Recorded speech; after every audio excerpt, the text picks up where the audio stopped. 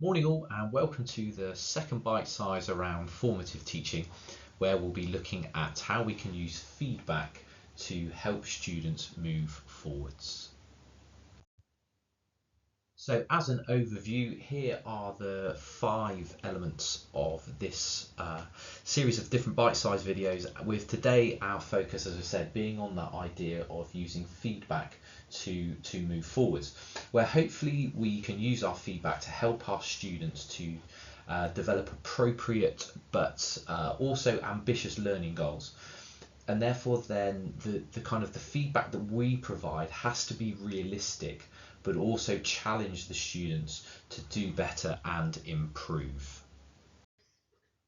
So when we think about feedback to move forwards, we need to think about the kind of key tenets of how we can actually craft our feedback to allow this to happen. So initially we need to think about building capacity. So we need to make sure that students can actually use the feedback that they are given. And this must be one of our priorities when it comes to embedding formative assessment, that students can actually use the feedback they are given. So we need to make sure that it's clear, that it's concise, but also used within language that the students can understand, while still thinking about developing that disciplinary literacy within our subject areas. Now, it can be therefore that we model responding, we model how to respond and how to act on feedback. And students will need to be explicitly shown this, otherwise they tend to just simply read the feedback and not act on it, or even worse, they just might not engage with it whatsoever and therefore then ignore it completely. So if we model how to respond to feedback, it puts students in a better place so that they are fully engaged and fully understanding as to what they need to do next. And then finally, we need to make sure that any feedback is linked to progress. So we need to make sure that we make that connection between the feedback that we're giving and also what they are going to do next, but also what those next steps will actually mean in terms of their overall academic development. We can also then start to think, what will move them furthest forwards fastest? What is that little bit of verbal feedback or that quick bit of written feedback that is going to have the biggest difference in the shortest amount of time for them, but also in the shortest amount of time for us, in order of the giving of that level of feedback. If we can do this in a way in which it saves us time, hopefully it also therefore then alleviates a bit of workload for us along the way. So when considering the feedback then, we need to think about 3 important factors when it comes to providing any feedback that is going to move our students forward. We need to make sure that it is understandable. So do the students actually understand the feedback? Do they understand those next steps and what it is that they need to do to then improve and progress from their current level? We need to make sure that it's helpful. I mean, this is obviously very important, because if it isn't helping the students move forwards and progress with their learning, then essentially the feedback isn't going to be effective. So it needs to be designed to help move them on.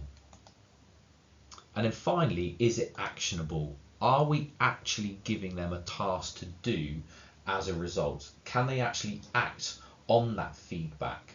Can we therefore then give them the time to respond and act on all of the feedback that we are providing?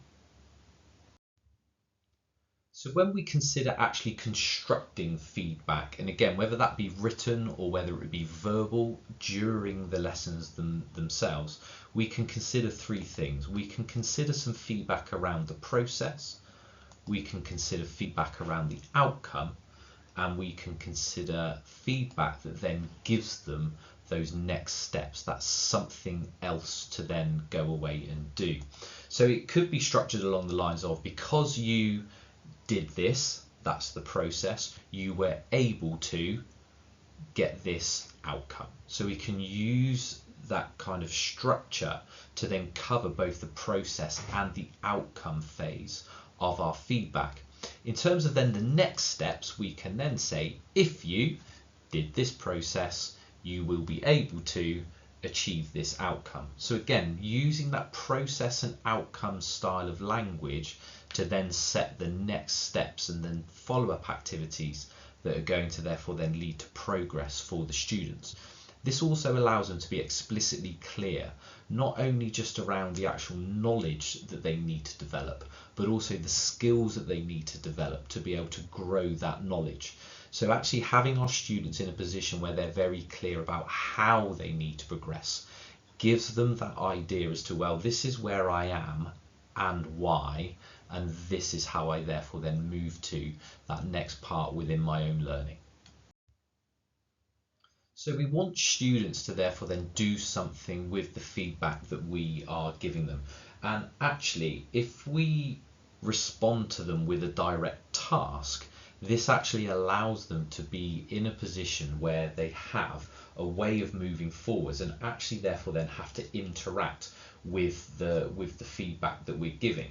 If we just present them with feedback, there is a danger that they won't engage. But if part of our response is actually that direct task, we're then kind of encouraging them to engage with the next steps in their learning that's going to allow them to progress. So we can kind of turn them into detectives. So we can start to think about the students becoming detectives and having to find things out for themselves, maybe with some guidance from us as to how they can improve. So this can be done along the lines of, find the things that are correct and find the things that are incorrect in your work. Or, if we're thinking about doing this with partners in another student's work. And it might be that we then say, if you're achieving 3 out of 5 as a kind of, arbitrary score for an activity, move it up to 5 out of 5. How are you going to do that? By kind of becoming that detective and actually finding out what's correct and what's incorrect. They can then hopefully use that knowledge to progress that work for themselves. So again, the technique itself that I've just kind of given here as an example, it does require a bit more time and effort from the student, but actually it comes from the idea that actually feedback should be more work for the recipient than the donor themselves. So actually the whole point of us giving feedback is not to make us work harder, but it's therefore then to make the students work harder and to become more independent in their learning. Again, thanks so much for listening to this. As ever, any questions about any of it, then please don't hesitate to get in touch. Thanks so much.